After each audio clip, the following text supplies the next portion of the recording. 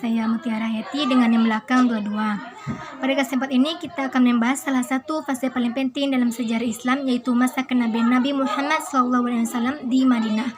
Fase ini tidak hanya menjadi kelanjutan dari dakwah Mekah, tetapi juga menjadi awal terbentuknya masyarakat Islam yang berpendapatan tinggi dengan sistem sosial, politik, ekonomi, hukum, dan militer yang terorganisir.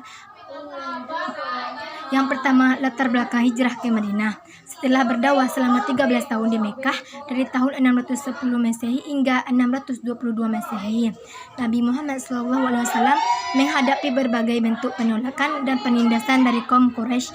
Banyak sahabat yang disisa diboikot secara ekonomi, bahkan ada yang dibunuh. Dalam kondisi ini, Allah Subhanahu wa Ta'ala memberikan perintah untuk berhijrah ke Yasrib yang kelak akan dikenal sebagai Madinah Al-Munawwarah. Peristiwa hijrah ini terjadi pada tahun 622 Masehi dan menjadi penanda dimulainya kalender hijrah dalam Islam. Hijrah bukanlah pelarian, melainkan strategi besar dalam menyelamatkan umat Islam dan menyebarkan dakwah ke wilayah yang lebih kondusif. Di Madinah, Nabi disambut oleh dua suku besar, yaitu Aus dan Khazraj, yang kemudian menjadi pendukung utama dakwah Islam. Yang kedua, pembangunan persatuan muakhah antara Muhajirin dan Ansor.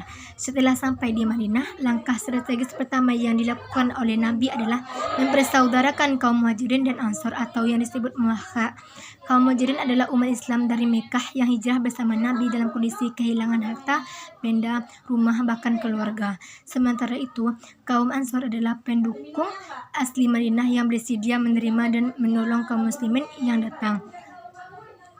Yang ketiga, penyusun piagam Madinah. Langkah penting berikutnya adalah menyusun piagam Madinah yang dikenal juga sebagai Mitsah Al-Madinah. Piagam ini merupakan konstitusi tertulis pertama dalam sejarah Islam, bahkan dalam sejarah dunia, yang mengatur tata kehidupan bersama di kota yang multi-etnis dan multiagama.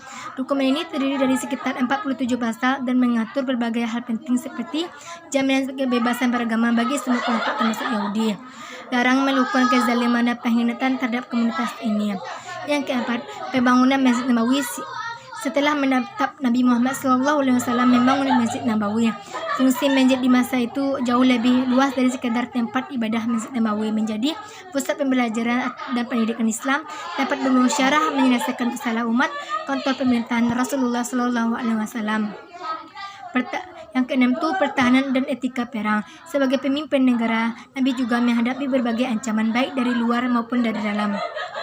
Nabi memimpin berbagai perang definisi seperti perang Badar, perang Uhud, perang Khandaq dan namun dalam setiap konflik Nabi menetapkan aturan dan etika perang, di antaranya tidak membunuh wanita, anak-anak dan orang tua, tidak merusak tanaman, lingkungan atau tempat ibadah.